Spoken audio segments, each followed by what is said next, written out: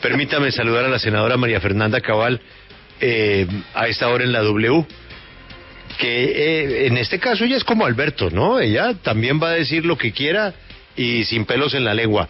Senadora Cabal, muy buenos días. La llamamos por otra cosa, pero comencemos con el tema que me imagino usted también padeció ayer. ¿Usted cree que hubo una conducta inapropiada, para no ir tan lejos como está yendo Alberto en sus sugerencias, en el partido Colombia-Brasil? Muy buenos días. Muy buenos días, Julio, y a toda la mesa de la W. Hay cierta polémica alrededor del desempeño de lo que fue el árbitro. La gente quedó con un sinsabor.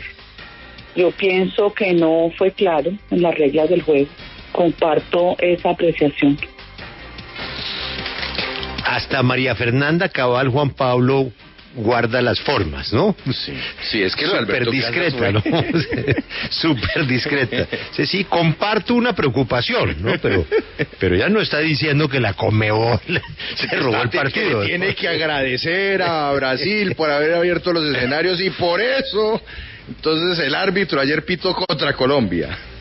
Senadora Cabal, muchas voces en Colombia y especialmente en su partido están preocupadas por el candidato. ¿Dónde está ese candidato del Centro Democrático? Y muchas de esas voces, pues, imaginan un perfil de candidato o candidata como el suyo. Es decir, una persona con la que se puede estar de acuerdo o en desacuerdo, pero dice lo que piensa y, pues, tiene una posición muy dura alrededor de grandes temas nacionales. ¿Usted le va a dar gusto finalmente a esa gente que le está diciendo, doctora Cabal, láncese? Julio, yo creo que aquí hay una reflexión que hay que hacer importante, y es que la coherencia y el sentido común se convierten en un referente en la opinión pública. Yo he sido siempre una persona con una postura firme, sin rodeos, sin miramientos. Estoy sorprendida por la acogida de la gente. Estoy recorriendo el país. He recibido muchas invitaciones, unas por Zoom, otras presenciales. Y lo que veo es ese deseo de una personalidad firme que llegue para darle un norte a un país descarrilado. Y yo desde un principio, usted recordará, tuve una crítica severa a lo que trataron de convertir en un paro legítimo, que en realidad era mucho más de estrategia de violencia destructiva detrás. Una copia de lo que ha pasado en otros países de América Latina e incluso en Estados Unidos. Este país tiene todo para crecer, pero es una competencia de narrativas muy peligrosa y nos estamos dejando llevar por la narrativa de la destrucción de la fuerza pública. ¿Qué veo yo en mi partido? También un deseo de encontrar una voz que represente lo que finalmente el uribismo construyó, que fue un pilar de doctrina como la seguridad democrática, que está más vigente que nunca. Usted sin seguridad no puede vivir. La confianza que da el tener seguridad para que usted trabaje y genere riqueza. Y esa riqueza poderla traducir también y llevarla a los más pobres. Aquí siempre va a estar vigente el sentido común de las cosas. Si las personas quieren que yo entre en la disputa electoral, seguramente lo haré. Más claro imposible. El Centro Democrático tiene candidata presidencial y se llama María Fernanda Cabal. Usted ha hablado sobre el tema de seguridad, pero hay quienes van un poco más allá, como el propio jefe natural de su partido. El expresidente Álvaro Uribe ha dicho que al actual gobierno le falta autoridad. Y vamos a los últimos hechos que le costaron al país una reforma tributaria, 12 billones de pesos. No entramos a discutir la validez que tiene la protesta pacífica, la molestia que tiene un importante sector de la población sobre temas de todo tipo, ni más faltaba. Pero en su partido hay quienes piensan que un paro no podía durar 6 o 7 semanas, que duró bloqueando los puertos, las carreteras y sobre todo el país. Y la más afectada, pues fue la zona donde usted ha crecido personal, familiar y políticamente, el Valle del Cauca. Se bloquearon las 2.000 empresas de mayor productividad en el Valle del Cauca, toda esa zona industrial de Yumbo, el puerto de Buenaventura, en fin. Y hay quienes dicen esos bloqueos se levantan con autoridad. ¿Usted cómo habría levantado esos bloqueos si fuera presidente de Colombia? Julio, yo no habría esperado más de 3 días para darle la orden a la fuerza pública, pero no a la policía solamente. Usted tiene que acompañar la policía de ejército. Y esto no significa que es que uno sea una dictadura, ni toda esta clase de adjetivos absurdos que saca generalmente la oposición, que aprovecha las circunstancias de confrontación que se viven. Cuando usted tiene la fuerza pública en la calle, usted genera un fenómeno de disuasión.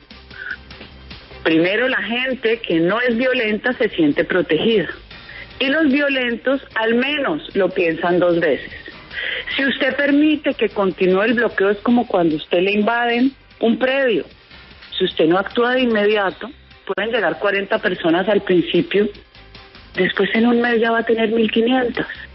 Dejar permanecer los bloqueos por cuenta de las excusas que sacaron alcaldes y gobernadores, que se aprovecharon también de la situación para extorsionar al gobierno, es inaceptable. Porque además aquí había una financiación que todavía existe del narcotráfico. Todo ese dinero que llegó del norte del Cauca fue brutal para mantener los bloqueos. Y peor aún, construir una historia con los bloqueos como si fueran legítimos, yendo en contravía de todos los derechos, esos sí fundamentales, que tiene la gente de no estar secuestrada, de movilidad y de trabajo. Increíble que nos hayan destruido la economía del Valle del Cauca y de ahí en adelante toda esa cadena productiva que se deriva.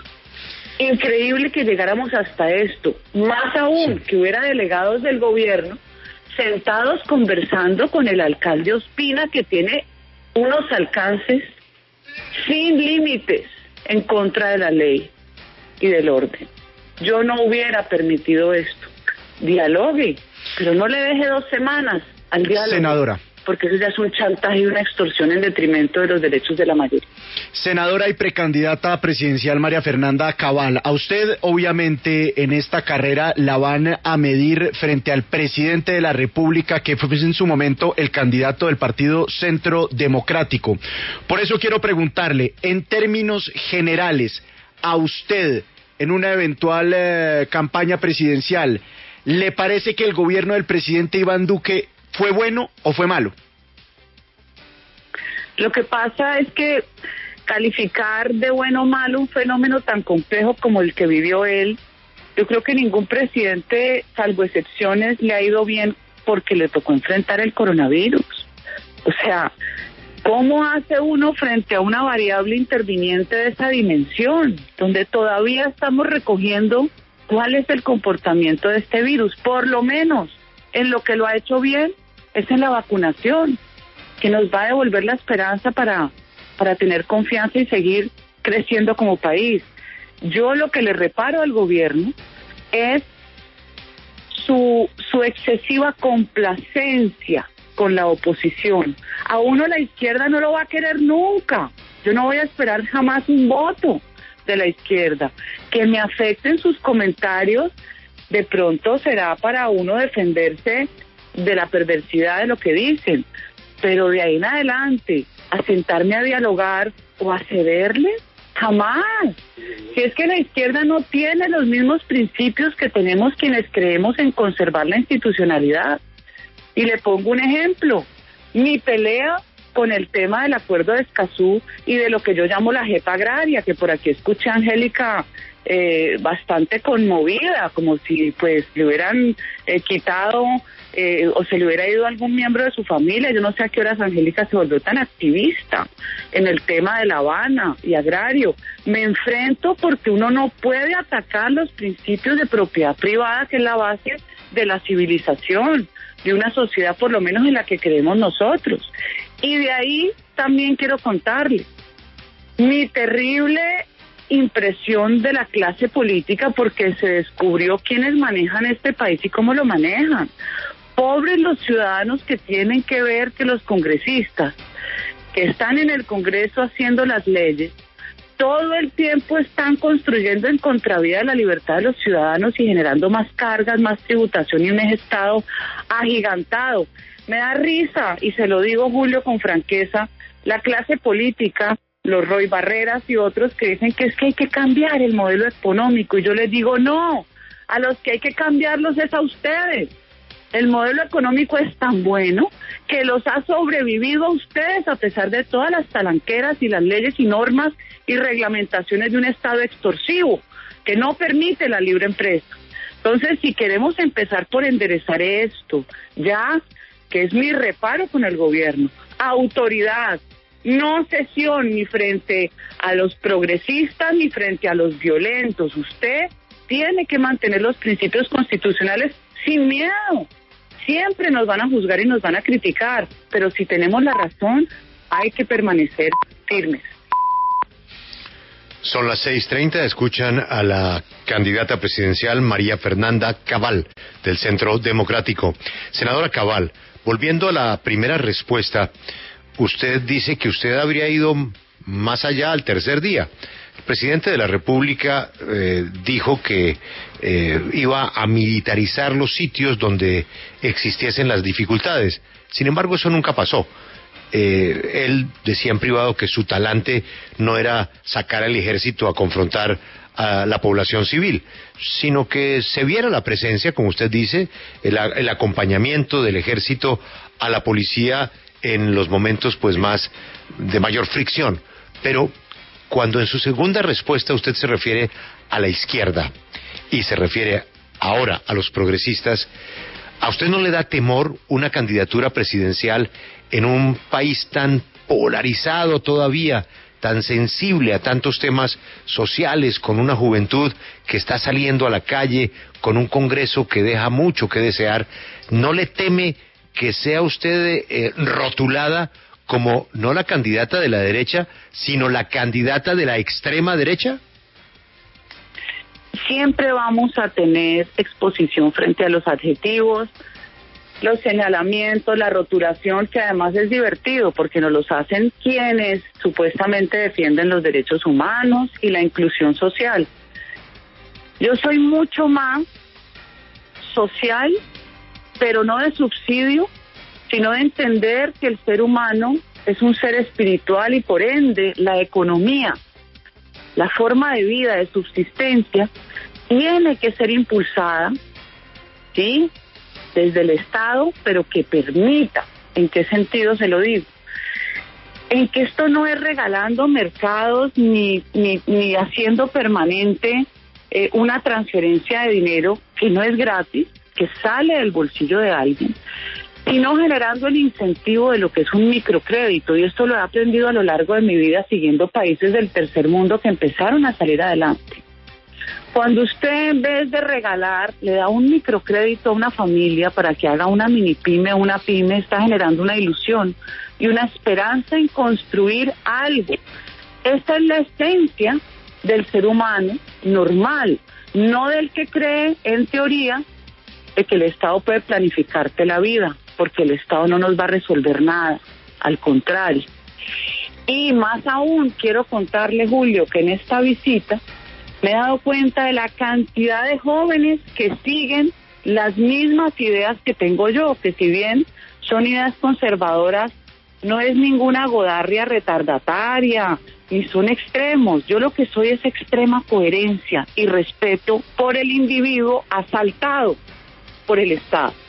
Los jóvenes terminaron en una desesperanza aprendida y hay que sacarlos de allí, porque los jóvenes han sido instrumentalizados y utilizados promoviendo el odio y el resentimiento, sintiendo que no hay nada que hacer. Y hay todo por hacer, especialmente ellos que tienen mucho más energía que los adultos y que los ya de la tercera edad. No es cierto que haya personajes que son dueños de los jóvenes. No es verdad. Los jóvenes, como digo yo, superando esa desesperanza aprendida y entendiendo que sí hay cómo y con qué y dándole esa oportunidad, pero no con regalos, sino con una ilusión de ir más allá. Vamos a recogerlo, porque esa es la base de una sociedad. Ellos nos van a reemplazar generacionalmente. Vamos a tener que entregarles la posta en algún punto. Y quiero especialmente contarle que tengo un grupo de jóvenes también, todos emprendedores que empezaron en pequeño, en sus casas. Y quiero que ellos les cuenten a los demás cómo lo lograron, porque sí se puede, especialmente en una era digital donde la creatividad sirve para construir empresas espectaculares o sirve para destruir, como lo hemos vivido en estos 60 días del tal paro, que no es un paro, sino que es una toma guerrillera financiada por el narcotráfico, donde las redes sociales las inundaron para destruir la fuerza pública y la moral de quienes nos protegen todos los días. Mire el ejemplo de anoche con Suba. Es inaudito que la alcaldesa retirara a la policía. Siguen destruyendo los puntos que son más críticos de la movilidad de la mayoría de la población, que es pobre o de escasos recursos y que necesita trabajar para afectar la sensación de la gente. ¿Quién lo financia? Eso no es gratis. Senadora Cabal, pero yo quiero hablarle de, aparte de esa flexibilidad con la izquierda que usted le critica al presidente, aparte de la pandemia que le ha tocado enfrentar, también el paro nacional que lleva más de un mes, pues tiene todo esto al mandatario en un 79% de desaprobación según la última encuesta de Pulso País. El presidente dejó crecer el paro nacional. ¿En qué se equivocó el presidente enfrentando el tema del paro? Usted no puede tener diálogos indefinidos. Entonces, el presidente, con la mejor intención, ¿sí?, va siguiendo las recomendaciones o las sugerencias de mandatarios locales que no les importa que se arruinen las empresas. Vuelvo a lo mismo. Yo quiero pasar un repaso de la clase política. ¿Quién es empresario? ¿Quién ha generado riqueza por cuenta propia? ¿Quién ha pagado una nómina? Y de estos alcaldes también. Son una vergüenza lo que han hecho. La alcaldesa de Bogotá, el alcalde de Cali, el de Medellín. O sea, terminamos atrapados en un discurso, sí, de progresismo puro y duro, donde lo que hemos visto es una anarquía total y los ciudadanos completamente desprotegidos. El exceso de diálogo se vuelve un abuso. Usted tiene una constitución y unas normas por cumplir. Hágalas. Devuélvale la tranquilidad a los ciudadanos. Pero, senadora, ¿cómo le va a devolver la tranquilidad a los colombianos? Es que quiero entender su punto, porque probablemente si no se materializa el sentir de la calle en este momento, las protestas se vuelven a activar tal vez en el próximo gobierno, y si se tilda de vándalos y se dice que no se puede dialogar con ellos y se estigmatiza la protesta social, pues estos jóvenes que, como usted mencionó en una respuesta anterior, en su mayoría son pobres, están reclamando cosas justas. ¿Cómo se llega a una solución, senadora? Entonces, ¿cuál es la solución si no es el diálogo? Pero yo no entiendo cómo usted sigue calificando de derecho a la protesta el nivel de destrucción al que han llegado y de barbarie. Yo no estoy de acuerdo con esa apreciación. ¿Hay pobreza? Pues claro, ha habido pobreza, pero Colombia no es la misma que hace 15 años. Mire los indicadores socioeconómicos. ¿Que hay resentimiento? Sí, pero además la pandemia nos trajo una cantidad de nuevas formas de supervivencia y encierro que generaron rabia y pobreza. 3 millones más de pobres, eso uno no puede soslayarlo. Yo no me opongo a que haya planes inmediatos que deberían empezarse ya, que es buena parte de la preocupación del presidente Uribe con los programas sociales, cierto es, pero que uno diga que como no se ve, ¿qué es lo que quieren? ¿Cuántos comerciantes tienen arruinados? ¿Cuánto nos ha costado, como dijo Julio, una reforma tributaria? El nivel de destrucción que llevaron a la calle. ¡Ay, pobrecitos! Es que como tienen rabia, ¿y por qué los demás, que somos la mayoría, pensamos que no tenemos el derecho de destruir lo ajeno, ni de destruir lo que hemos construido todo con nuestros impuestos? Entonces ahí hay una visión distinta. Uno puede tener rabia, pero no tiene derecho a quemar un policía vivo y a destruir los bienes ni públicos ni privados. Pongamos ese límite, porque si no, vámonos entonces a volver a la sociedad bárbara y a una guerra urbana que no va a tener límites tampoco, porque yo también tengo derechos por encima de los derechos. Es una sociedad que convirtió los deseos en derechos, pero los reales derechos no valen, ni hay juez que me lo haga valer, que ese es otro problema que tenemos ahora con los jueces, ¿no es cierto? Y los jueces de garantías. Un juez de garantías que suelta 19 vándalos durante 30 días taponando una vía primaria, porque dice que no, eso no es malo. Ojalá le fueran y le taparan la entrada de su casa, para ver si llama a la policía. Entonces, sentido común de las cosas. Claro que hay que responder a las demandas sociales, pero no a las violentas. Así no es, porque el ejemplo vuelve a ser el mismo de Colombia. Aquí los violentos se acostumbraron a las amnistías y a los indultos, para después ser premiados y después enseñarnos derechos humanos.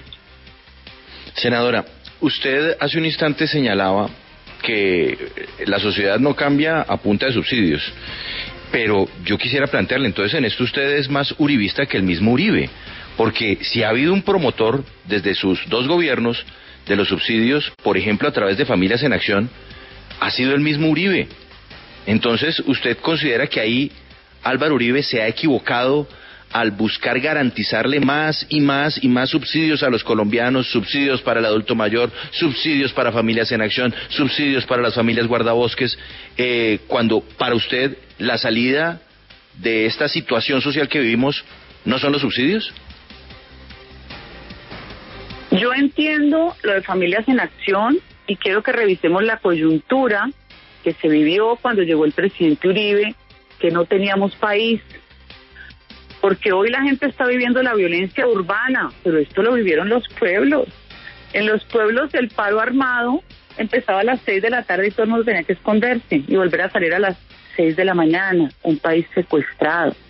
Cuando se crean los subsidios, que es en la época del presidente Pastrana, los extiende el presidente Uribe porque el empobrecimiento era total y el nivel de desplazamiento era, pues solamente con las cifras de los muertos, que llegamos a 30.000 muertos año en las confrontaciones de guerrilla y paramilitares. O sea, yo creo que llegamos a unas curvas de violencia social superiores. Entendí en ese momento el subsidio y lo entiendo como temporal, pero si usted lo vuelve permanente, termina cambiando para mal la conducta de quien recibe ese subsidio, porque se perpetúa la pobreza. El subsidio nunca saca a la gente de la pobreza. Senadora Cabal, permítame, ya que estamos en modo campaña presidencial, hacerle una serie de preguntas que quiero que simplemente me responda con sí o no sobre temas de la agenda nacional, pero también temas fundamentales y recurrentes en las campañas políticas. La primera pregunta es: ¿constituyente, sí o no? Yo haría una constituyente para la reforma a la justicia, centrada en eso. Sí. No podemos seguir padeciendo los ciudadanos jueces de garantías que garantizan es la delincuencia. ¿Avanzar en el porte legal de armas, sí o no? Por supuesto que sí, volviendo a lo que había durante años del decreto del año 93 hasta el 2015, que lo cambia Juan Manuel Santos y este gobierno lo prorroga. Sí, con restricciones, pero sí el permiso. A un joven que lo encuentran en la calle con un cacho, con un cigarrillo de marihuana, ¿debe ir a la cárcel?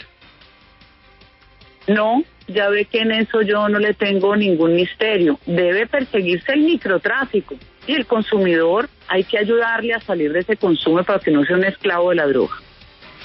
Senadora Cabal, ¿las parejas del mismo sexo deberían tener la posibilidad de adoptar un niño? A mí no me importa ni que se casen, nada de lo que hagan con su vida. El tema de los niños todavía no lo tengo claro y le soy franca. Yo creo que esos derechos de como si el niño tampoco tuviera derecho a escoger entre una familia con papá y mamá, no lo tengo claro, pero tampoco hago campaña anti derecho a adopción, o sea, no entro en esa línea de campaña. El aborto ¿usted está de acuerdo con avanzar en despenalizar y legalizar y regular el aborto o se queda como está? Como está, me parece que está bien, pero voy más allá. Ese derecho individual de la mujer a decidir qué hacer es algo demasiado privado y es su propia conciencia. El Estado entrar a regularte todo eso no es posible. Sí. Hay unos límites frente a lo que yo hago y a lo que debería el Estado perseguir o castigar. Y aquí entramos en esos temas donde es muy difícil. Senadora, ¿sigue habiendo paramilitarismo en Colombia? Es que hoy es lo mismo. La guerrilla es paramilitar. Hoy el fenómeno es narcotráfico puro y duro. Ya no puede decirse que es doctrina, ni que es derecha, ni que es izquierda. Es un gran negocio de narcotráfico donde participan todas las guerrillas y los exparas, que además muchos paras eran del EPL o del ELN. Entonces, en este sancocho, la verdad es que es el dinero del narcotráfico puro y duro. Senadora, si usted llega en mayo del 2022 al tarjetón, ¿a quién le gustaría ver como su fórmula vicepresidencial? No tengo ni idea, imagínese. No tengo ni idea. De pronto me gustaría que fuera un hombre. Y ojalá que tuviera, por lo menos en su recorrido, haber servido. Me hubiera gustado de pronto haber servido en la fuerza pública o tener esa experiencia de autoridad. Senadora, ¿hay que sacar del país a los migrantes venezolanos? No, a los migrantes hay que ofrecerles las opciones que de hecho este gobierno ha sido muy generoso y felicitado por organismos internacionales, pero usted tampoco puede permitir que vengan a vandalizarle, a destruirle el país. Tienen que tener límites como en cualquier país que los acoge. Pues senadora, ha sido usted muy amable con la W al ya plantear la visión de país que tiene y confirmar que usted está interesada en llegar a la presidencia de Colombia. Ofrecerle estos micrófonos para el debate y, por supuesto, desearle mucha suerte. Mire, usted es muy dura con sus críticos, pero ¿hay alguno que usted respete? Es decir, diga, yo no estoy de acuerdo en nada con fulano de tal, pero me gusta debatir con esa persona, porque en el desacuerdo la respeto. ¿Usted me podría dar un par de nombres de personas que piensen totalmente distinto a usted, pero que usted respete?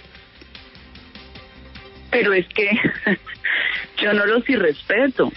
Generalmente la agresión viene de allá para acá y uno lo que hace es tener una respuesta, y yo sí creo en que debe haber disenso. A veces uno cree que tiene la razón y lo enriquecen las opiniones diferentes, le dan una visión mucho más grande.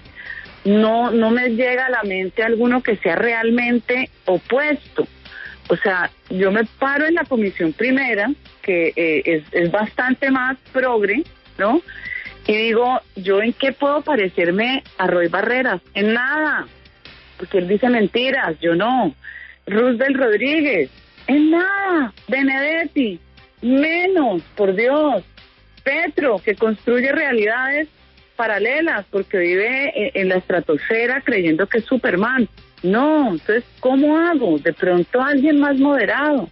Incluso la misma Angélica, que ahora está tan abiertamente radical e irascible, con ella he tenido una buena relación y con ella se puede debatir, con ella no tengo problemas, te lo digo con franqueza. Lo que no entiendo es esa actitud ahora al final de la legislatura.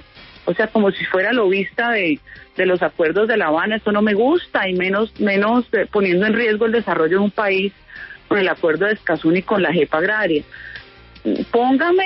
Hagamos un ejercicio, invítenos un día. Lo que pasa es que a usted le encanta es ponerme a Roy, pero invítenme y hacemos un debate con altura, sin señalamientos, y le aseguro que el público va a tener una visión mucho más amplia de la capacidad que tenemos de llegar o a acuerdos o de mantener las diferencias con argumentos.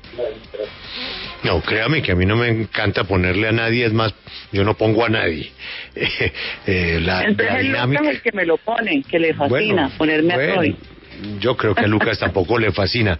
Pero mire, al menos acépteme que un candidato presidencial, una candidata presidencial, pues no puede estar diciendo en Twitter que le gustaría ver a García Márquez en el infierno. Eso no queda bien, ¿no? Acépteme. Eso fue un decir, y es un decir que tiene otro trasfondo. Y ese trasfondo fue toda la promoción que se hizo en esa época del comunismo internacional, utilizando las figuras y utilizando la literatura.